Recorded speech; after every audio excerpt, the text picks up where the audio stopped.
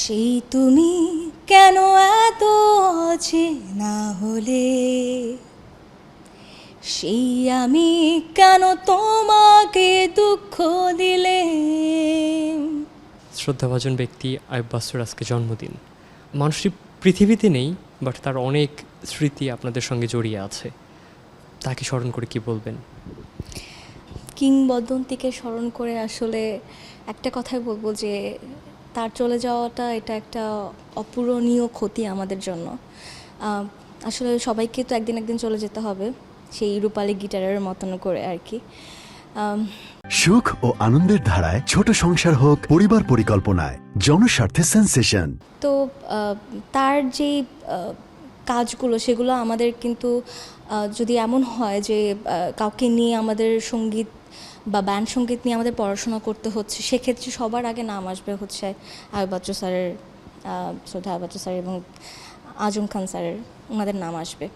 তো অবশ্যই তাকে ঘিরে তো অনেক স্মৃতি, তার শোনা গান নিয়ে, তার গান নিয়ে, সেই সমস্ত ছোটোবেলা থেকেই আমাদের 90s কিড যদি আমি বলে থাকি, ওই সময় মেগা হিট, সুপার হিট কিছু ফিতার ক্যাসেট যেগুলো ছিল সেগুলো তো প্রচুর পরিমাণে শোনা হতো আমাদের। তো যারা সেই সময়ের বলবো যে 90s কিড আছে, তারা জানে যে এই ক্যাসেটগুলো জমানোর মাধ্যমে অনেক বড় একটা গানের ভান্ডার তৈরি হয়েছে তাদের বাসায়। এবং এখনও পর্যন্ত সেই গানগুলো যখন আমরা স্টেজে যখন পারফর্ম করি, তার কোনো একটা গান না গেয়ে কোনো আর্টিস্ট নেমেছে স্টেজ থেকে, এটা আমার জানা মতে মনে হয়নি। তার একটা না একটা গান দর্শক সারি থেকে রিকোয়েস্ট করা হয় এবং আমাদের গাইতে হয়। তাকে নিয়ে আর কি বলবো। বিশেষ কোনো স্মৃতি বা মুহূর্ত বা কোনো গানের গল্প আছে কি না? আমার একটা আফসোস আছে যে আমি এত বেশি ছোট ছিলাম এবং সে চলে যাওয়ার আগ পর্যন্ত আসলে খুব একটা ইচ্ছা রয়ে গেছিলো যে তার সুরে একটা গান গাইবো, সেটা সম্ভব হয়নি। কিন্তু তার সাথে আমার একটা ছোটোবেলার স্মৃতি ছিল, বড় হওয়ার পরে দেখা হয়েছে, কিন্তু সেই ছোটোবেলার স্মৃতি আমাকে ভীষণভাবে ভাবায়। কেননা আমি যখন একটা কম্পিটিশনে প্রাইজ পেয়েছিলাম, সেখানে সে একজন বিশেষ অতিথি ছিলেন এবং পারফর্ম করছিলেন। তো আমাকে যখন দেখেছে যে একদম মানে প্রথম সারিতে একটা বাচ্চা খুব মানে লাফিয়ে লাফিয়ে তার গান গাওয়া গানগুলো গাচ্ছে, সে আমাকে একদম স্টেজে কল করেছে এবং আমরা দুজন একসাথে গান করেছি। এবং সে আমাকে নামার পরে আমার মাকে বলছিল যে ও কিন্তু বড় হলে ভালো একজন শিল্পী হতে পারে, ওকে চর্চায় রাখবেন। এইটা আমার এখনও পর্যন্ত ভীষণ ভালো। গানের দু একটা লাইন কি মনে পড়ে কোন গানটি গাওয়া হয়েছিল একসঙ্গে? অবশ্যই এটা হচ্ছে কষ্ট পেতে ভালোবাসি ওই গানটা। কোনো সুখের ছোঁয়া পেতে নয়, নয় কোনো নতুন জীবনের খোঁজে, তোমার চোখে তাকিয়ে থাকা আলোকিত হাসি নয়, আশা নয়, না বলা ভাষা নয়। আমি কষ্ট পেতে ভালোবাসি, তাই তোমার কাছে ছুটে আসি। আমি কষ্ট পেতে ভালোবাসি, তাই তোমার কাছে ছুটে আসি। ঠিক যে মানুষটা সঙ্গে ছিল, যার সঙ্গে গান গাওয়া হয়েছিল, সেই মানুষটি আমাদের মধ্যে নেই। কতটুকু শূন্যতা কাজ করে। আসলে এতটাই শূন্যতা, এই জায়গাটা তো পূরণ করার মতন না। তো যখন এই গানগুলো গাওয়া হয়, পারফর্ম করা হয়, কিংবা এই যে হ্যাঁ এই মুহূর্তে আমি তাকে নিয়ে কথা বলছি, স্মৃতিচারণ করছি, গানগুলো গাইছি, এখনও মনে হয় যে আমার গুজবাম্প হচ্ছে। আমার এখনও মনে হচ্ছে যে আমার লোম দাঁড়িয়ে যাচ্ছে, শরীরের কাঁটা দিয়ে উঠছে। এবং মানে তাকে এমনভাবে তার গানগুলো, তার এই রেখে যাওয়া এই গানগুলো আমাদের প্রত্যেকের, এবং আমার মনে হয় যে জেনারেশন টু জেনারেশনের কাছে এগুলো আসলে সবসময়ের জন্য নতুনভাবে জন্ম দেবে। তাদের দোয়া বা তাদের ভালোবাসা, ভালো লাগা সব কিছু একসঙ্গে নিয়ে যদি বলি, আপনাদের এই যাত্রাপথে কতটুকু কাজে দেয় কি মনে করেন আপনি? ও যে বললাম যে এমন একটা অবস্থা যে আমাদের যদি ব্যান্ড সঙ্গীত নিয়ে পড়াশোনার কথা বলতে হয়, তো আমরা আসলে তার রেখে যাওয়া এই গানগুলো দিয়ে এক্সপেরিমেন্ট করতে চাই। এগুলো আমরা মানে বলবো যে গবেষণার মাধ্যমে, কিংবা যে তার এই গানগুলো আসলে তার কোন ভাবনা থেকে এসেছে, কিংবা এখনও পর্যন্ত এই গানগুলোর কোনো কার্বন কপি বলবো, কিংবা এই গানগুলোর মতো করে অন্য গানগুলো কেন হচ্ছে না, এগুলো কিন্তু অনেক বোঝার বিষয় আসলে।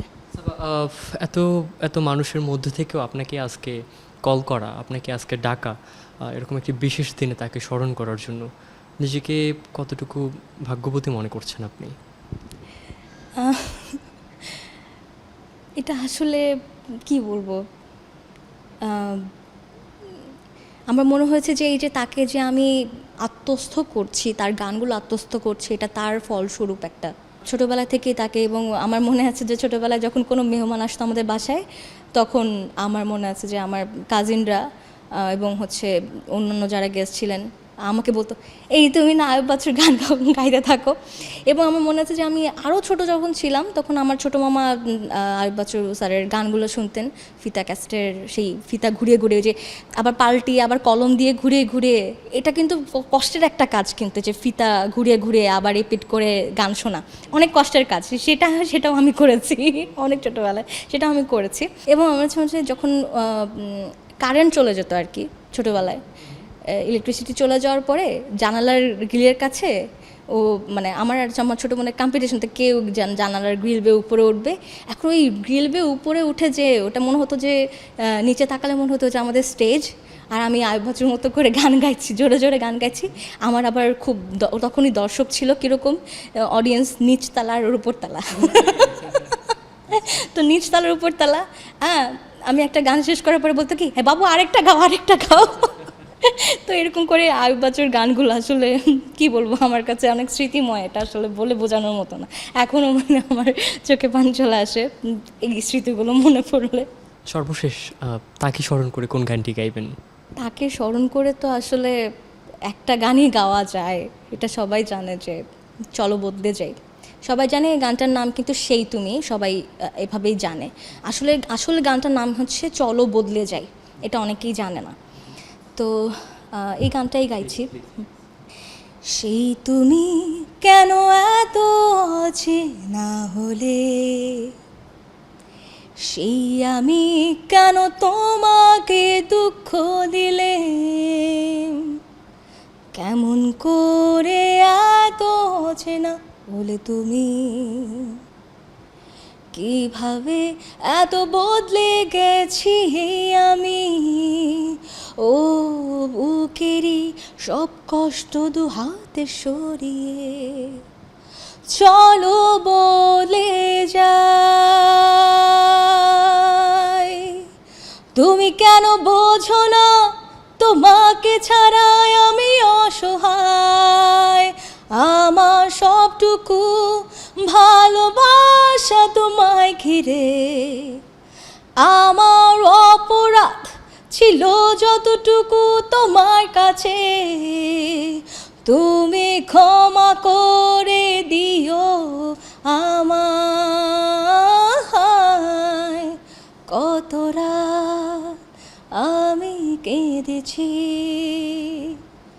বুকের গভীরে কষ্ট নিয়ে, শূন্যতায় ডুবে গেছি আমি, আমাকে তুমি ফিরিয়ে দাও। তুমি কেন বোঝো না তোমাকে ছাড়াই আমি অসহায়, আমার সবটুকু ভালোবাসা তোমায় ঘিরে, আমার অপরাধ ছিল যতটুকু তোমার কাছে, তুমি ক্ষমা করে দিও আমায়। তুমি